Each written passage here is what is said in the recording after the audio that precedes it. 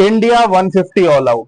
Toss जीतकर पहले batting करने का डिसीजन और फिर 2 सेशन के अंदर 50 ओवरों में 150 रन पे ऑल आउट हो जाना कोई हैप्पी न्यूज नहीं है। या तो ये टॉस जीतकर बैटिंग करने का डिसीजन गलत था, ओके, ट्रेडिशनली 4 मैचेस में 4 बार ऐसा हुआ है, लेकिन this is not a very big data जिसके बेसिस पे आप डिसीजन ले सके। आपको अपनी स्ट्रेंथ भी देखनी चाहिए।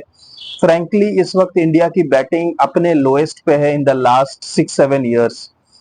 एक्सपीरियंस भी कम है और जो एक्सपीरियंस प्लेयर्स हैं वो फायदा कम करते हैं, टीम पर बोझ ज्यादा है। तो वैसे में क्या पहले बैटिंग करना पर्थ में सही डिसीजन था? ये एक बड़ा सवाल है जो जैसे जैसे टेस्ट मैच आगे बढ़ेगा हमें पता चलेगा, क्योंकि अभी ऑस्ट्रेलिया को भी बैटिंग करनी है। लेकिन overall a very disappointing performance, 150 all out. ये सिचुएशन और भी वर्स्ट हो सकती थी अगर नीतीश रेड्डी और ऋषभ पंत के बीच 7th विकेट की एक तगड़ी पार्टनरशिप नहीं हुई होती जिसने एटलीस्ट टीम को बहुत बुरी सिचुएशन से रिकवर कराया। नॉट दैट कि वो पार्टनरशिप मैच डिफाइनिंग थी, लेकिन एक समय ऐसा लग रहा था कि शायद इंडियन टीम 100 के अंदर या 100 के आसपास ऑल आउट हो जाएगी। लेकिन इन दोनों ने ब्रेव बैटिंग की, उस टाइम पे काउंटर अटैक किया। एक तरीके से आप कह सकते हो 73 फॉर 6 था स्कोर, और उस टाइम पे इन दोनों ने इंश्योर किया कि टीम का टोटल 120 प्लस हो जाए। दोनों ने अपनी अपनी तरीके से अटैक किया। नीतीश रेड्डी जो स्पिनर्स के खिलाफ बढ़िया बैटिंग करते हैं, उन्होंने नेथन लायन जो 130 टेस्ट मैच खेल चुके हैं और ऑस्ट्रेलियन कंडीशंस में बाउंस पे अडेप्ट करना सबसे बड़ा चैलेंज होता है, मगर उन्होंने नेथन लायन को काउंटर अटैक किया, रिवर्स स्वीप्स मारे, सामने लॉफ्ट करके शॉट्स मारे और एक तरीके से नेथन लायन को सेटल ही नहीं होने दिया। और दूसरी तरफ ऋषभ पंत अपने एब्नॉक्शियस शॉट्स खेल रहे थे। जो पैट कमिंस पे उन्होंने छक्का मारा वो आउटस्टैंडिंग था, बिल्कुल गिरते हुए उन्होंने, जबकि फाइन लेग वहां खड़ा था, फाइन लेग के ऊपर से एक 6 मारा।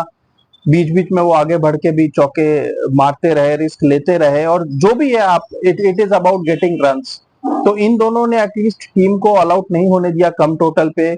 लास्ट में टेल एंडर्स आए तो नीतीश रेड्डी ने थोड़ा और अटैक करने की कोशिश की। बुमराह ने भी एक छक्का मारा, हर्षित राणा ने भी 7 रन बनाए, और छोटे मोटे कंट्रीब्यूशन से इंडिया एटलीस्ट 150 तक पहुंच गई, जो एक समय बहुत मुश्किल लग रहा था। मगर 150 is not a big score. अब इंडिया को बस एक ही चांस है इस मैच में वापसी करने का कि वो ऑस्ट्रेलिया को 200 रनों के आसपास रोक दे। अगर ऑस्ट्रेलिया को इंडिया 200 रनों के आसपास रोक सकती है तो फिर भी सेकंड इनिंग्स में बेहतर बैटिंग करके इस गेम में वापस आ सकती है। लेकिन फिलहाल Australia is way ahead in the game. Hazlewood ने 4 विकेट लिए और पहले सेशन के बाद जब स्कोर 51 फॉर 4 से आगे बढ़ा तो ध्रुव जुरैल ने भी थोड़े पॉजिटिव इंटेंट दिखाया और ऐसा लगा कि शायद ध्रुव जुरैल बढ़िया बैटिंग करके यहाँ ऋषभ पंत के साथ रिकवरी कर सकते हैं। मैंने लंच की वीडियो में आपको बताया भी था कि शायद ध्रुव जुरैल और सुंदर मिलके अगर पंत के साथ टीम को 100 प्लस तक ले जाएं तो लास्ट में इंडिया टेल के साथ खेल के 200 तक पहुंच सकती है, जो कि एक बेयर मिनिमम होना चाहिए। लेकिन मिचेल मार्श ने पहले तो ध्रुव जुरैल को आउट किया और फिर वाशिंगटन सुंदर को। दोनों ही कुछ मतलब जितनी देर क्रीज पे रहे एटलीस्ट दोनों कॉम्पैक्ट दिख रहे थे, बहुत प्लेज एंड मिसेस नहीं थे, लेकिन दोनों ने शायद मिचेल मार्श को कुछ ज्यादा ही इजीली ले लिया, क्योंकि वो स्टार्क और हेजलवुड तो अच्छे से खेल रहे थे मगर मिचेल मार्श पे वो फ्लैश करते हुए आउट हो गए दोनों। और मिचेल मार्श ने एक अच्छा स्पेल डाल दिया, 6 विकेट गिर गए 73 पर। फिर इन दोनों की पार्टनरशिप हुई 120 प्लस। नीतीश रेड्डी लकी रहे इनिंग्स में 2 बार। एक तो इनिंग्स के स्टार्ट पे ही उन्हें मिचेल स्टार्क ने down the leg side catch करा लिया था, लेकिन क्योंकि ऑस्ट्रेलियंस अपने 2 रिव्यू बर्न कर चुके थे और आखिरी रिव्यू बचा था तो पैट कमिंस ने डिसीजन नहीं लिया, जबकि लाबुशैन काफी एडमेंट थे कि एज है। उन्होंने रिव्यू नहीं लिया और फिर बाद में हमने देखा कि स्नीको में कि वो एक क्लियर एज था। तो कहीं ना कहीं केएल राहुल की जो डिसमिसल हुई थी वो कॉम्पनसेट हो गई इससे। बाद में नीतीश रेड्डी ने थोड़े शॉट्स मारे, पहले तो नेथन लायन को, बाद में फास्ट बॉलर्स के खिलाफ भी उनका कॉन्फिडेंस वापस आ गया। मतलब strangely enough PAT Cummins weakest bowler नजर आए ऑस्ट्रेलिया के। मे भी शायद कम मैचेस खेले वो, उन्होंने 2-3 महीने पहले से रेस्ट करना भी शुरू कर दिया था। सिर्फ पाकिस्तान के साथ 2 ओडीआईस खेले थे, मे भी शायद उसकी वजह से थोड़े रस्टी थे। तो वो काफी लूज बॉल्स फेंक रहे थे और वही एक ऐसे बॉलर थे जिन्होंने काफी रन लीक किए। इनफैक्ट 4 प्लस रन रेट से उन्होंने रन लीक किए हैं, 67 रन दिए उन्होंने। नेथन लायन को भी 4 प्लस पड़े, लेकिन उन्होंने सिर्फ 5 ओवर बॉलिंग की थी।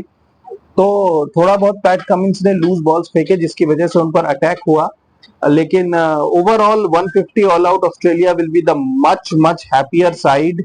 इंडिया की तरफ से 48 रन की उस पार्टनरशिप को अगर आप हटा दो तो एक 20 रन की भी पार्टनरशिप नहीं हुई। आपको जानकर सरप्राइज होगा कि नीतीश रेड्डी और ऋषभ पंत के बीच 48 की पार्टनरशिप के अलावा जो सेकंड हाईएस्ट पार्टनरशिप है तो वो पता है किसकी है? केएल राहुल और विराट कोहली की, 18 रन। जी हाँ, वो टीम की सेकंड हाईएस्ट पार्टनरशिप है और सारे partnerships less than 20।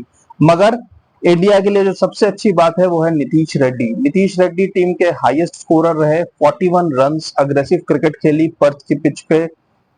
Nitish Reddy medium pace bowling भी करते हैं तो वो टीम को जबरदस्त बैलेंस देते हैं। तो इस मैच की परफॉर्मेंस में अगर नीतीश रेड्डी बॉलिंग में भी 2-3 विकेट ले ले तो going forward Nitish Reddy number 8 spot पे आपको चारों पांचों टेस्ट मैच खेलते दिखेंगे। Keep watching guys, thank you.